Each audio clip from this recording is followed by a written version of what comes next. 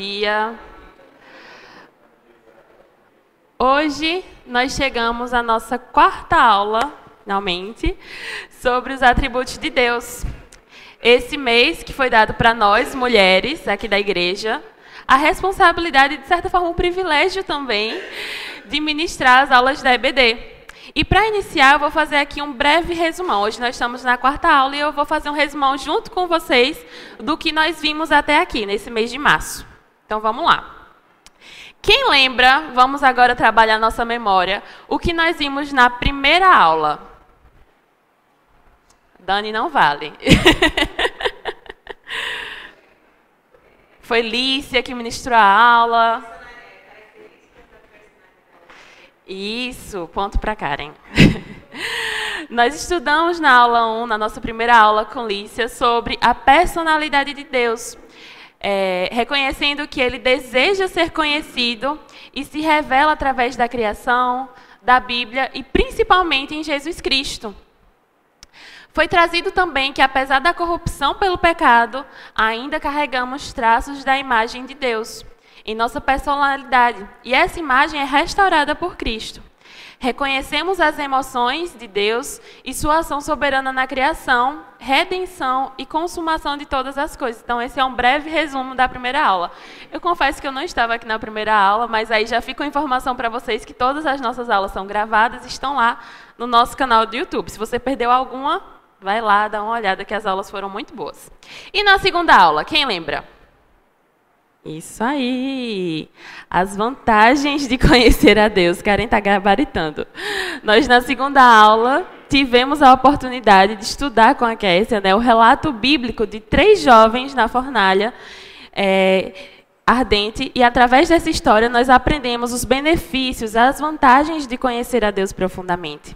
E na semana passada, isso aí todo mundo lembra. O que foi que a gente estudou? Atributos incomunicáveis, isso aí. Aprendemos sobre os atributos incomunicáveis do Senhor, ou seja, aqueles que Ele não compartilha conosco.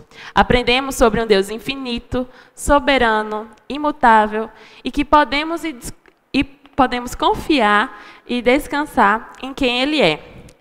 E, enfim, chegamos à nossa quarta aula. Hoje, nessa última aula, acerca dos atributos de Deus, vamos aprender um pouco sobre os atributos comunicáveis do Senhor. Mas antes da gente entrar, de fato, no nosso assunto de hoje, eu gostaria de pontuar com vocês algumas coisas que acredito que não podem fugir do nosso radar quando a gente estuda sobre atributos de Deus, ou quando a gente se pergunta por que devemos estudar os atributos de Deus. Então, vamos começar nossa aula falando um pouquinho sobre isso. Mas antes, nós já vimos diversos atributos. Confesso que tia Júlia, quem não sabe, eu dou aula para as crianças, então tia Júlia aflorou em mim, eu disse, vou fazer uma brincadeira com o pessoal. Muito simples. Quem tiver com a bolinha, fala um atributo de Deus, que a gente estudou durante esse mês, beleza? Eu vou começar. Deus é justo. E aí vocês jogam para o coleguinha. Vai, Roberto. Amor. Muito bom, Deus é amoroso. Agora você passa a bolinha para alguém. Tem o Joilson aqui que ainda não foi, tem uma galera ali que não foi. Arremessa, pode arremessar. E aí, Joilson, uma característica de Deus? A gente tem que treinar. Pelo menos os atributos de Deus a gente sabe. A gente não sabe arremessar e pegar a bolinha, mas os atributos de Deus a gente sabe. Vai lá. Soberano. Agora você pode jogar para mim. Com certeza eu não vou pegar, mas vamos lá. Como eu disse, arremessar e pegar é difícil, mas enfim. Muito bom, gente. Nós lembramos alguns atributos de Deus, e Deus realmente é todas essas coisas. Porém, não podemos esquecer disso aqui, que Deus é um todo. Que todos esses traços do caráter de Deus que nós acabamos de citar definem o Senhor como um todo. Ou seja, Ele não possui partes como num bolo. Não é, por exemplo, uma fatia de amor, uma fatia de piedade, uma fatia de soberania, outra de bondade. Não. Não é assim que funciona com as características que definem o Senhor. Ele é completo, então Ele é completamente amoroso, Ele é completamente piedoso, Ele é completamente justo, Ele é completamente soberano. Uma coisa que me ajudou a entender um pouco isso é pensar que os atributos de Deus, as características de Deus, estão contidos nos outros. Então, por exemplo, Deus é justo e na sua justiça tem bondade, tem amor, tem soberania, tem misericórdia. Deus é santo e na sua santidade tem verdade, tem amor, tem justiça. Então, Deus é como um todo. E eu trouxe para vocês um trechinho do livro Manso e Humilde, em que o autor Dane Ortlund fala o seguinte, fala um pouco sobre isso. Ele diz assim, ó: Deus não é a soma total do número de seus atributos, como os pedaços de um bolo compõem um bolo inteiro. Pelo contrário, Deus é perfeitamente cada atributo. Deus não tem partes. Ele é justo, ele é irado, ele é bom. E assim por diante, cada um em perfeição infinita. Então, acho importante a gente lembrar disso quando formos estudar os atributos de Deus. Os atributos de Deus não é como se a cada amanhecer Deus tivesse um guarda-roupa com seus atributos e a cada dia Ele escolhe usar um atributo. Hoje você é misericordioso, hoje você é amoroso. Não, Deus é um todo.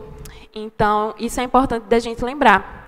E nesse mesmo livro que eu citei, o autor fala outro ponto que eu acho bem importante também da gente lembrar, que é a nossa dificuldade natural de entendermos quem Deus é. Vou começar lendo com vocês o trecho que eu trouxe. Diz assim, ó: a partir de certo ângulo, a vida cristã é a longa jornada de deixar para trás, ano após ano, as nossas suposições naturais de quem Deus é, substituindo-as lentamente pela insistência do próprio Deus de quem Ele é. E o autor ainda diz assim, ó: somos inclinados a projetar nossas expectativas naturais sobre quem Deus é, sobre Ele, em vez de lutar para deixar a Bíblia nos surpreender com o que o próprio Deus diz sobre si. E tudo tem isso, né? Toda essa nossa dificuldade natural de compreendermos quem Deus é tem um motivo, que é o pecado. O pecado nos atrapalha, nos afasta da compreensão de quem Deus diz que Ele é. Em Êxodo 34, Deus se revela a Moisés. E eu queria ler esse texto rapidinho com vocês. São os versículos 5, 6 e 7 de Êxodo 34, que diz assim: então o Senhor desceu na nuvem, permaneceu ali com ele e proclamou o seu nome, o Senhor. E passou diante de Moisés proclamando: Senhor, Senhor, Deus compassivo e misericordioso, paciente, cheio de amor e de fidelidade, que mantém o seu amor a milhares e perdoa a maldade, a rebelião e o pecado. Contudo, não deixa de punir o culpado, castiga os filhos e os netos pelo pecado de seus pais até a terceira e quarta gerações. Esse texto ele é considerado por alguns teólogos um ponto alto da revelação divina, né? E alguns profetas que vieram após Moisés, eles recorrem a esse texto para falar sobre quem é Deus. E bem, quando Deus revela a Moisés, ou seja, quando ele fala aí, ó, Senhor, Senhor, que ele vai falar sobre quem ele é, sobre o eu sou, ele continua falando assim: Senhor, Senhor, Deus compassivo e misericordioso. Dois atributos que, por sinal, são atributos comunicáveis. Mas a gente já chega nesse ponto dos atributos comunicáveis. O ponto aqui que eu quero trazer com vocês é que, por vezes, em nossas vidas, nós continuamos essa frase de maneira errada, por conta da nossa inclinação natural. A gente tende a colocar características nossas em Deus. Então, por exemplo, às vezes a gente pensa, até que sem perceber, em Senhor, Senhor, rancoroso e muito bravo. Então, Senhor, Senhor, aquele que eu tenho medo de me aproximar e que me ama apenas quando faço o que lhe agrada. Principalmente quando a gente peca, né? Quando a gente peca, a gente tem essa inclinação de esquecer os verdadeiros atributos do Senhor e colocar características nossas nele. Mas isso não muda quem Ele é. Nós temos essa tendência de fugir de Deus e ter essa visão distorcida dele. Por isso, queridos, mais uma vez, estudarmos através de uma lente bíblica sobre quem Ele é torna-se fundamental em nossa caminhada cristã. É sabendo quem Ele é que nós vamos aprender sobre quem nós somos. É conhecendo seus atributos exclusivos, ou seja, aqueles que só pertencem a Ele, que poderemos descansar na certeza de que Ele não é como nós, pelo contrário. Ao mesmo tempo que Ao olharmos para seus atributos comunicáveis, que veremos quem ele nos convida a ser e quem ele nos convida a imitar, a saber, Jesus Cristo, que é a pessoa humana que carregou todos os atributos perfeitamente. É nele que nós devemos nos espelhar. Eu queria que alguém abrisse, por favor, na verdade todos vamos abrir, mas que alguém lesse Efésios 5, de 1 a 2. Versículos 1 e 2. Isso aí. Nesses versículos, Paulo nos convida a sermos imitadores de Cristo. Mas só podemos imitar a Cristo, que é o próprio Deus, se nele houver características, coisas que possamos refletir. E sim, nós podemos, porque os atributos comunicáveis de Deus são exatamente isso, características de seu caráter que ele escolheu compartilhar conosco. E na aula de hoje, nós aprenderemos um pouco sobre isso. Mas antes da gente entrar, de fato, nesses atributos comunicáveis, eu gostaria de orar com os irmãos. Oremos. Senhor, muito obrigada pela tua revelação, obrigada por quem o Senhor é, obrigada porque a gente pode confiar em Ti, obrigada porque o Senhor se revelou a nós de uma maneira única e tão especial. E apesar da gente não conseguir te compreender por inteiro, isso a gente nunca vai, mas aquilo que o Senhor nos deu já nos ajuda a seguirmos um padrão que o Senhor deseja para nós, que é o melhor para nós. Que o que o Senhor apresentou para nós já nos faz ficar admirados e maravilhados com quem o Senhor é. Que isso produza, Senhor, uma resposta adequada em nós. Também te peço, Deus, por essa aula, pelos atributos que vamos estudar aqui hoje, por tudo que a gente vai aprender, Senhor, que sejamos verdadeiramente desafiados, que meus irmãos também se sintam desafiados, assim como eu fui quando estava preparando essa aula, e que juntos possa crescer à medida de Cristo. É isso que eu te peço, Deus, em nome de Jesus. Amém. Antes eu trouxe aí algumas referências que eu utilizei nessa aula. Esse livro Somos Todos Teólogos, Manso e Humilde, que foi o que a gente leu. Renovadas, da Jen Wilkin, muito bom também. E a revista que a gente está usando durante todo o mês é essa do Quão Grande És Tu, estudo sobre Deus e seus atributos. Inclusive, recomendo todos esses. Mas bora lá. Atributos comunicáveis de Deus. Bem, muitos são os atributos comunicáveis do Senhor.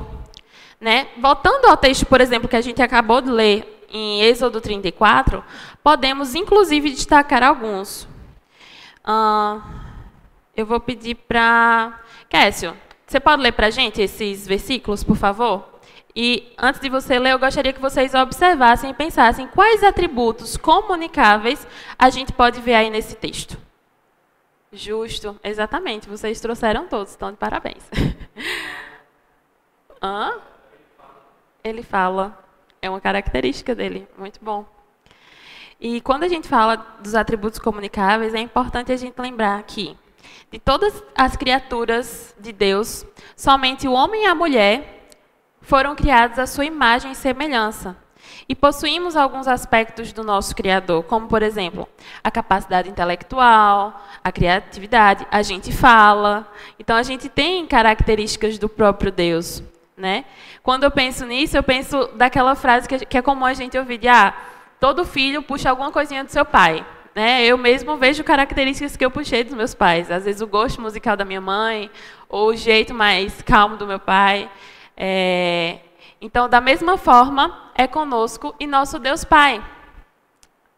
Ele nos deu atributos que ele também possui, mas que, logicamente, devido ao pecado, o nosso pecado, esses atributos estão imperfeitos. E na aula de hoje nós vamos nos debruçar sobre 3 atributos que o Senhor possui e deseja que também tenhamos: a santidade, a verdade e amor. São muitos atributos que a gente pode pensar que Deus também deseja que tenhamos, mas se a gente fosse se estender aqui, daria muito tempo. Então, eu separei esses 3 para a gente pensar junto, para a gente conversar um pouco mais. Fica aí a ideia, Dani, para talvez mais na frente a gente estudar com mais calma os atributos de Deus, mas encorajar os irmãos também a procurarem saber, porque como a gente já falou ali no começo, entender os atributos de Deus é entender a nossa posição diante dele, é entender quem a gente é, compreender a nossa identidade. Então, hoje a gente vai estudar esses 3, santidade, verdade e amor. E esses atributos que, apesar de manchados pelo pecado, o desejo de Deus é que nos aperfeiçoemos e cresçamos à medida de Cristo. E é através do Espírito Santo, que em nós habita, que vamos crescendo nessa caminhada, né? E que sejamos desafiados, né, ao olhar para esses atributos. Eu, particularmente, quando estava preparando a aula, me senti bem desafiada. Quando a gente olha, a gente percebe, realmente, é só através do Espírito Santo que essas coisas podem crescer e se parecer mais com Cristo, né? Porque algumas dessas características, até pessoas que não são filhos de Deus vão ter. A gente consegue olhar para uma pessoa que não é filha de Deus e ver, não, ela é verdadeira, ó, ela tem um senso de justiça, mas é diferente quando a gente tem a Cristo. Então, o primeiro atributo que vamos estudar hoje é que Deus é santo. Isaías 6, versículo 3, diz o seguinte: Santo, santo, santo é o Senhor dos exércitos. Toda a terra está cheia da sua glória. Bem, como eu já disse, né, eu trabalho com crianças. E algumas delas a gente precisa ensinar habilidades. E a gente só ensina algumas habilidades, ensina algumas coisas através da repetição. Acho que quem é pai e mãe também sabe disso, que só repetindo as nossas crianças, ou até a gente mesmo vai aprender. E a gente costuma repetir aquilo que é importante, aquilo que merece alguma evidência. E esse atributo de Deus, que é a santidade, é um dos mais destacados, é um dos mais repetidos ao longo das Escrituras. Então, acho que merece um destaque especial, merece uma atenção especial nossa. Nós conseguimos encontrar cerca de 700 referências a tal atributo. E por isso eu decidi iniciar por ele, visto que a santidade é algo que faz parte da essência do nosso Senhor. E para entender a importância da santidade de Deus, precisamos reconhecer que Ele é absolutamente separado. Ele é separado do pecado e da impureza. A santidade de Deus é a essência de sua natureza, a própria fundação de sua divindade. Então, quando a gente pensa na santidade de Deus, quando eu estava estudando, eu fiz um pouquinho esse paralelo. Quando a gente vê na história outros deuses, sei lá, na mitologia grega, enfim, na história, a gente vê que todos os outros deuses são manchados por pecado. Tem o deus do vinho, tem o deus aquele que se ira demais, ou aquele que tem várias mulheres. O nosso Deus, que é o verdadeiro Deus, não, ele é santo, ele é separado. Ele está afastado de toda imperfeição, de todo pecado. Então, por isso, não só por isso, mas a gente precisa ter esse olhar especial para esse atributo de Deus. Ele é santo, ele é separado. E uma passagem que nos chama a atenção é exatamente essa que a gente acabou de ler. E essa repetição tripla do santo, santo, santo, não é à toa, mas contempla justamente essa separação e essa excelência moral do Senhor. Como já dito, esse atributo faz parte da sua essência. Em nenhum outro lugar das Escrituras a gente vai ver, por exemplo, apesar de ser um atributo de Deus, a gente não vê em outro lugar das Escrituras, por exemplo, Deus é amor, amor, amor, ou então graça, graça, graça é o Senhor, mas a gente vai ver somente santo, santo, santo é o Senhor. Então, há um destaque. E nós precisamos também afirmar em nossas vidas, dia após dia, que Deus é santo, santo, santo, mas tá, e o que isso gera em nós? Deus é santo, legal, isso a gente consegue entender, mas será que nós conseguimos ser santos? Será que nós devemos ser santos? Parece algo, às vezes, tão distante quando a gente fala, né? Por exemplo, quando eu estava no colégio, era muito comum adolescentes falarem assim, fulaninho é muito santinho, sabe? Num tom pejorativo. Um outro é muito santinho, como se fosse algo que a gente não devesse buscar, mas sim fugir. Mas não é isso que fala o nosso Deus. A santidade é fundamental para a vida cristã e está no âmago do Evangelho. Quando nós somos salvos, nós não somos apenas resgatados da nossa natureza depravada, mas somos chamados a viver uma vida de santidade. Alguém pode abrir em 1 Pedro, por favor, 1,16? Ou recitar, se alguém souber decorar, acho que esse é um versículo bem famoso. Exatamente. Sejam santos porque eu sou santo. É um convite. Na verdade, acho que é mais do que um convite.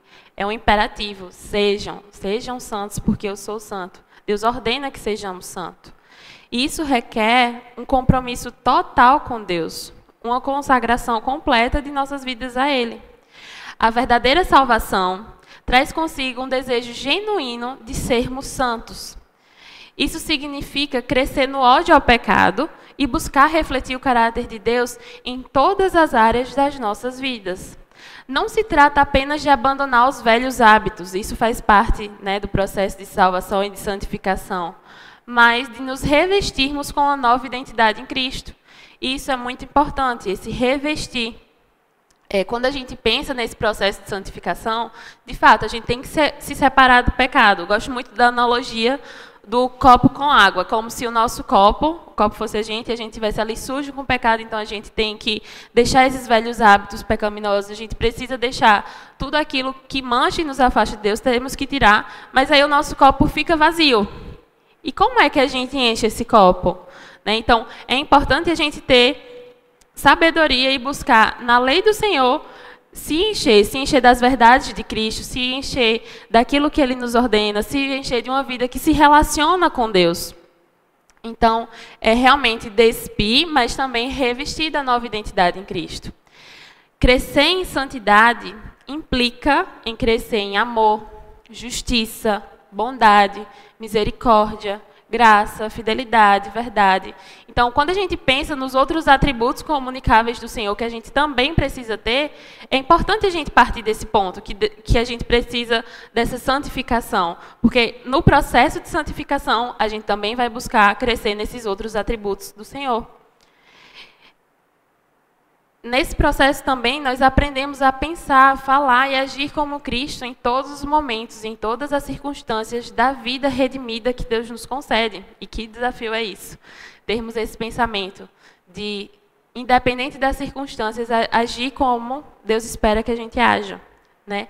A santidade é um processo contínuo de transformação, no qual aprendemos a viver como filhos e filhas de Deus, em contraste com a vida que a gente levava antes.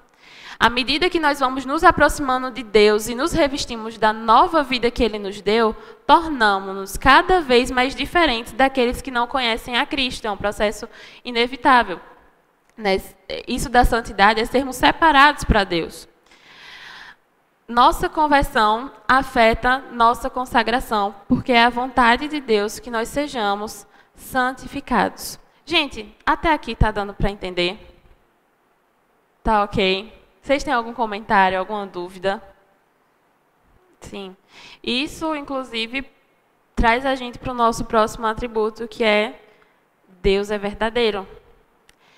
E a gente vai ver, inclusive, já que é nele que a gente entende exatamente o que é o que não é. É nele que se embasa toda a verdade. Mas antes da gente ir para isso, eu gostaria de ler esses 3 textos com os irmãos. Vou pedir para alguém abrir em Jeremias 10:10. Então, nesses 3 textos, nós vemos as Escrituras falando de um Deus que é verdadeiro. E que importante, e também eu acho assim, até aliviador, saber que a gente tem um Deus verdadeiro em um mundo contemporâneo, cheio de tantas mentiras, cheio de tantas enganações. Quando eu estava estudando e pensei, né, nisso, do Deus verdadeiro, e assistindo algumas aulas, e até um exemplo que a autora que eu citei antes fala, a Jen Wilkin, eu pensei no meu trabalho como psicóloga, né, infantil, e uma das nossas atribuições é avaliar o desenvolvimento da criança. Então, avaliar se está tudo dentro dos requisitos. E para eu entender o padrão esperado no desenvolvimento das crianças, ou então para identificar qualquer desvio ou atraso, eu primeiro não estudo os atrasos ou então os possíveis transtornos, mas eu olho primeiro para o que é normal, que é assim, a métrica. Por exemplo, Roberto e Valna são dentistas, então eles precisam saber como é, não sei, uma arcária dental saudável para entender quando vem alguma modificação, saber diferenciar. Da mesma forma como cristãos, nós precisamos conhecer a verdade de Deus para discernir entre o que é verdadeiro e aquilo que não é. A verdade é um atributo central de Deus também.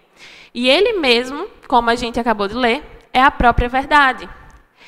Em um mundo onde o relativismo muitas vezes obscurece a distinção entre o certo e errado, é vital que tenhamos um ponto de referência absoluto. Gente, e essa palavra, né, o relativismo, como tem crescido, como tem sido constante, inclusive, estou trazendo aqui a minha profissão, né, mas dentro da psicologia, a gente vê muito isso. Normalmente, a maioria das respostas começam com depende. Depende. Vamos ver os lados. E a questão é que o bonito para o mundo hoje é cada um ter a sua verdade e um respeitar a verdade do outro. Uma analogia também que a autora traz no livro, que eu achei bem interessante, é uma história oriental, se eu não me engano, em que um elefante é colocado numa praça. Posso estar errando, gente, me perdoem se eu errar, mas é mais ou menos isso. Mas um elefante é colocado numa praça, e tem vários cegos que vão lá nesse animal e tocam nesse animal. Então, um cego toca ali na pata, o outro vai tocar na tromba, outro vai tocar no rabo do bicho, outro na barriga. E cada um deles, a verdade para cada um deles é aquela parte que eles tocaram. E, enfim, a ideia dessa analogia que é trazida inicialmente olha como é importante. Às vezes a gente não consegue ver o todo, mas se eu tenho o outro que vai ver também, ele pode trazer a contribuição dele. Cada um vai contribuindo com as suas próprias verdades. Mas, e se a gente tem um grande Senhor que enxerga tudo? Um grande outro que enxerga tudo e que ajuda aos que estão vendados, aos que estão com essa neblina na frente dos seus olhos a enxergar de uma maneira maior. É exatamente o que a gente tem no Senhor, né? O que a gente tem nas Escrituras é exatamente isso. Uma verdade maior, uma verdade que nos guia em um mundo de tantas informações. Então, Deus é esse ponto de referência. Ele determina o que é verdadeiro e o que não é. E sua palavra é a fonte de toda verdade. Em João 14,6, eu já vou ler, mas vocês podem abrir também, Jesus disse, né? Eu sou o caminho, a verdade e a vida. Ninguém vem ao Pai, senão por mim. Aqui, Jesus afirma sua identidade como a própria verdade. E, além disso, lá em João 17, versículo 17, ele ora ao Pai dizendo assim, santifica-os na verdade. A tua palavra é a verdade. Então, a palavra de Deus, a gente até canta muito aqui, né? Que a palavra do Senhor é a verdade, e a gente busca isso. A palavra de Deus é verdadeira e confiável. É nela que devemos ancorar as nossas vidas. Buscar a verdade de Deus é crucial para nos mantermos firmes em meio às mentiras do mundo. A gente agora vai ler Efésios 6, 14. Mas vocês conseguem compreender isso? Acho que todo mundo aqui experiencia isso do excesso de informações, do excesso de múltiplas verdades, né? Se vocês quiserem comentar, tá, gente? Eu sei que eu estou falando muito. Isso. Esse aqui realmente deve ser o nosso filtro. É isso que a gente tem que colocar em prática quando a gente é alcançado por tais enganos. Então, vamos ler Efésios 6, 14, sobre a armadura de Deus. Alguém pode ler, por favor? Então, a verdade também faz parte da nossa armadura espiritual. Então, assim como isso, né, que Roberto falou, de conhecermos o padrão esperado, conhecermos a verdade para que a gente possa identificar o que é problemático, o que é falso, nós, ao conhecermos a verdade de Deus, estamos mais preparados para reconhecer as mentiras e os enganos que o mundo nos apresenta. Porém, não basta apenas conhecer a verdade. Devemos viver de acordo com ela. Em Efésios 4, 25, Paulo nos instrui a falar a verdade em amor, pois somos membros uns dos outros. Ser verdadeiro não significa apenas evitar mentiras. E isso já é uma coisa difícil, né? Evitar mentiras não é uma tarefa fácil. Parece não, no nosso DNA já vem isso. Quando a gente olha para as crianças, acho que ninguém aqui, vocês que são pais, Vocês ensinaram seus filhos a mentir? Não, já sabe, a gente tem que ensinar a falar a verdade constantemente. E ensinar a falar a verdade também é uma tarefa difícil. Mas, além de evitar as mentiras, né, evitar falar mentiras, nós também precisamos viver de maneira autêntica e íntegra, refletindo o caráter de Deus em nossas palavras e em nossas ações.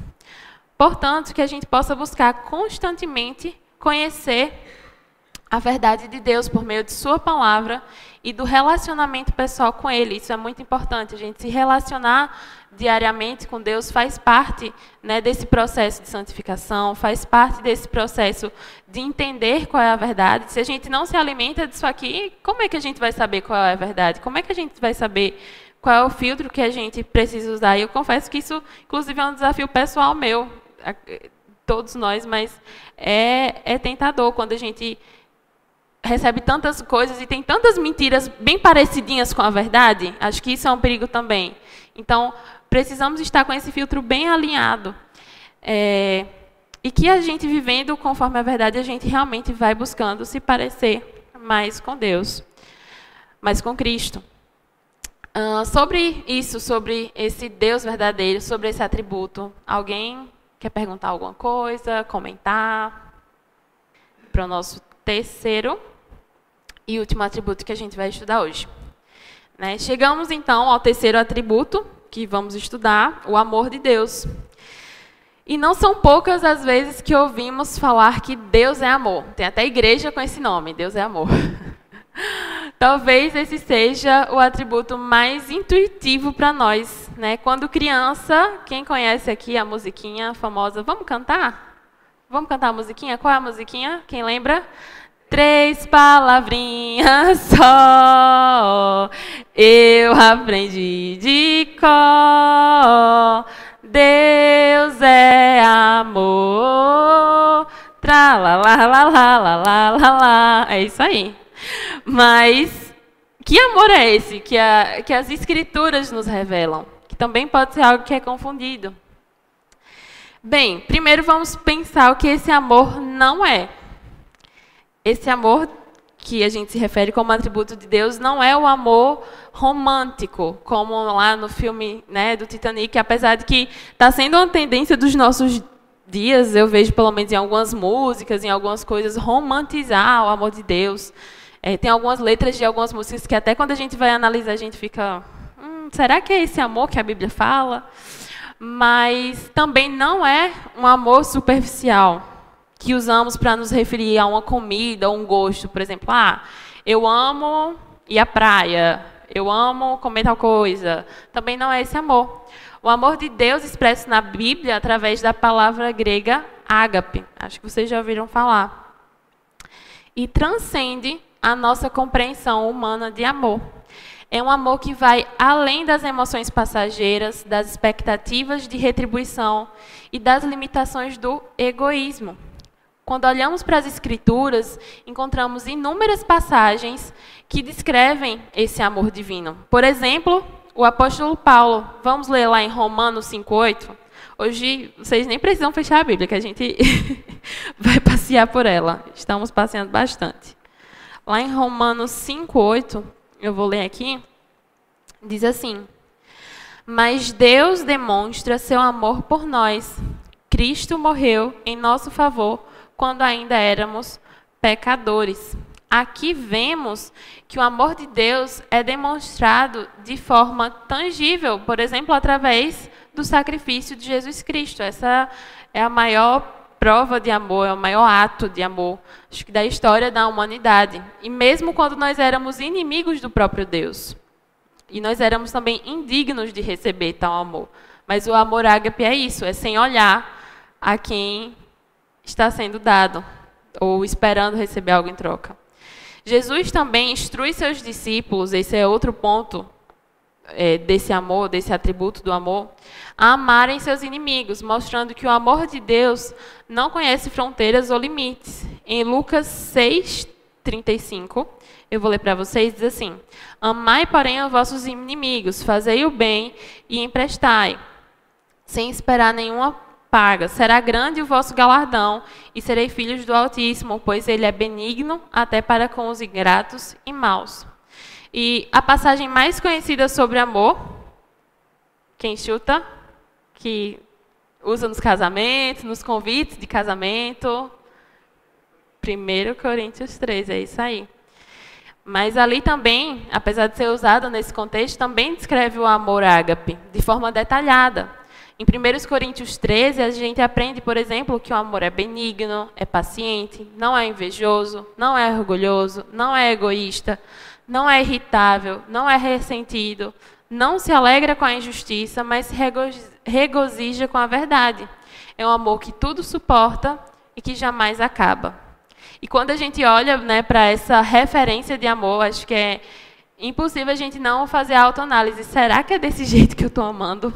Senhor, me ajuda, ser misericordioso comigo para que eu consiga amar dessa forma que o Senhor ensina. É importante a gente entender que esse amor não é algo que podemos praticar por nós mesmos, como mencionado, né? É um amor sobrenatural, que só podemos manifestar verdadeiramente com a ajuda do Espírito Santo. E é por isso que o apóstolo João escreve em 1 João 5,20, que nós amamos porque ele nos amou primeiro. Então, como nós podemos refletir esse atributo de Deus em nossas vidas? Bem, primeiramente, nós precisamos amar a fonte de todo esse amor. Precisamos amar ao próprio Deus, com todo o nosso ser, com o nosso entendimento que ele nos tem dado, com devoção e obediência. Em seguida, também devemos amar o nosso próximo como a nós mesmos. É outro mandamento que a gente tem. Agindo com bondade e compaixão, independentemente das circunstâncias. Isso significa que não podemos limitar o nosso amor somente àqueles que nos amam de volta. Mas devemos estender esse amor até aos nossos inimigos e àqueles que nos perseguem. E a Bíblia é cheia de referências sobre isso. Cristo falou muito sobre isso. O próprio Deus fez isso com a gente. Quando Deus nos amou quando a gente era inimigo dele, quando a gente estava afastado, né? E Deus vem para nos unir novamente a Deus. Jesus vem para nos unir novamente a Deus. Isso significa que também devemos agir com humildade e sacrifício, renunciando ao nosso orgulho e buscando amar o outro. Antes, inclusive, amar o outro mais do que a nós mesmos. E isso, por exemplo, é uma verdade que não é a verdade que o mundo prega. O que é que o mundo vai dizer hoje sobre o amor? Você tem que se amar primeiro, você tem que buscar a sua felicidade primeiro, buscar esse amor próprio, né? Muito difundido isso do amor próprio, né? Mas o que as Escrituras vão dizer não é exatamente isso. Em última análise, gente, refletir o amor de Deus em nossas vidas requer uma transformação interior, onde permitimos que o Espírito Santo opere em nós, moldando os nossos corações à imagem de Cristo. Somente assim nós seremos verdadeiramente capazes de amar como fomos amados, demonstrando ao mundo o amor divino que habita em nós.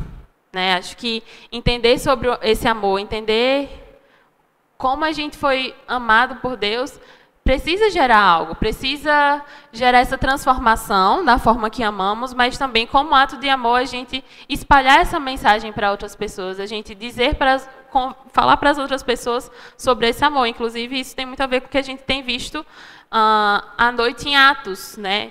No livro de Atos, a gente é convocado a falar do amor de Deus, a falar de Jesus Cristo e o que Ele fez por nós. Inclusive, a gente está chegando aí numa época bem propícia para isso. Na Páscoa. Spoiler, nosso próximo culto será um culto de Páscoa.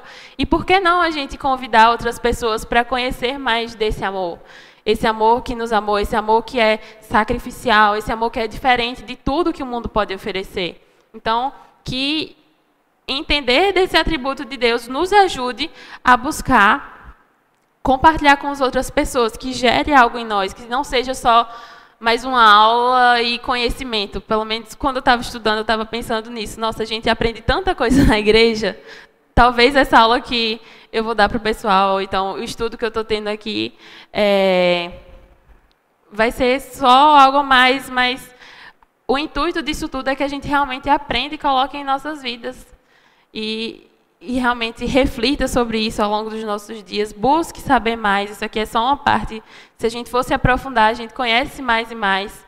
Então, que realmente gere mudança. E nós vamos chegando à nossa conclusão. Mas antes de irmos para ela, algum comentário, alguma dúvida? Algo? Vai lá, pastor. E é por isso que quando a gente conhece, vai, né, estudando os atributos, eu acabei também estudando, mas não coloquei aqui, por exemplo, justiça de Deus. Né? Essa questão da disciplina, Deus nos disciplina porque Ele é um Pai amoroso. Se Ele não nos amasse realmente, Ele nos deixaria aí à deriva. Mas até isso é fruto do amor de Deus. E quando a gente vai olhando para todos os atributos, a gente consegue entender o que a gente viu lá no início, que é tudo interligado e tudo faz parte do mesmo Deus. Né? E é isso. Mais alguém? Sim. E acho que aí, Dani, é onde entra, por exemplo, a questão do liberalismo, né? Do liberalismo de, Deus é amor, Ele vai aceitar, Ele vai me amar, independente de qualquer coisa. Mas é fazer o que a gente falou lá no começo de, a gente tem essa tendência natural de não entender claramente quem Deus é, como se a gente pegasse a fatia do bolo amor e os outros atributos. Os outros atributos que, inclusive, influenciam no amor dele. Né? Então, por isso é importante a gente ter essa visão geral dos atributos e do conhecimento do Senhor. Uhum. E é até o que Karen falou na aula passada, que é os atributos comunicáveis a gente tende a negligenciar, não buscar, mas os incomunicáveis, aqueles que só pertencem a Deus, esse sim a gente quer ter. A gente quer saber de tudo, a gente quer estar no controle, a gente tem dificuldade em mudar, mas é só Deus que é imutável. Então, a gente tem essa tendência de inverter as coisas. Né? A natureza humana caída, que bom que temos a Cristo para nos redimir. E vamos chegando à conclusão. À medida que vamos concluindo essa jornada, tudo que foi falado aqui sobre os atributos de Deus, nós somos lembrados da grandeza e da complexidade do nosso Criador. Em nossa busca por compreender quem Ele é, nós exploramos aspectos essenciais da sua natureza, que nos revelam sua grandeza, majestade e amor infinito. Desde a personalidade de Deus, que a gente viu lá na primeira aula, que se revela através da sua criação e da Escritura, até sua soberania, imutabilidade, infinitude, reconhecemos que Ele é incomparável em sua grandeza e poder. Em cada atributo incomunicável que estudamos, vimos como Deus transcende a nossa compreensão humana, estando além de qualquer limite ou restrição. Por mais que a gente estude, a gente nunca vai conhecer tudo de Deus, né? O que a gente é inesgotável quem Deus é. Mas Ele revelou, Ele escolheu se revelar a nós, e Ele revelou que Ele entende que a gente precisa saber. No entanto, nós também descobrimos que, apesar disso, apesar dessa incompreensão, apesar dessa grandeza, que parece ser maior do que nós quando vamos sentar para estudar, nós também descobrimos que, apesar disso, Deus é acessível e próximo de nós. Ele não é um Deus distante. Ele compartilha conosco atributos comunicáveis, que refletem sua natureza amorosa e santa. A santidade de Deus nos desafia a viver uma vida de pureza, de consagração, refletindo sua excelência moral. A sua verdade nos guia em um mundo de mentiras e enganos, nos capacitando a discernir entre o certo e o errado. Seu amor ágape, que foi o que a gente estudou agora, nos capacita a amar sacrificialmente, sem esperar nada em troca, refletindo também sua bondade e compaixão. Então, vocês conseguem ver que está tudo relacionado? Comunicáveis e incomunicáveis.